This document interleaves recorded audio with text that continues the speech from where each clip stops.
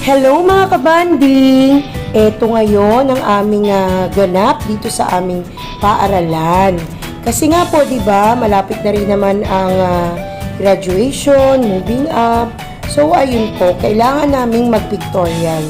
At heto, at ginagawang Mona Lisa nitong aming, ang tawag natin sa kanila? Makeup artist. Pinipilit niyang pagandahin si ma'am. Ayan.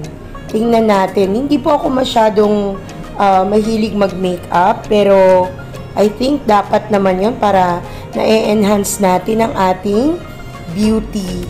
Ayan. So, sabi ko, gusto ko matutunan yung ginagawa kasi ang daming kung ano-anong pinapahid. Pero ayan, tingnan natin kung makakaya.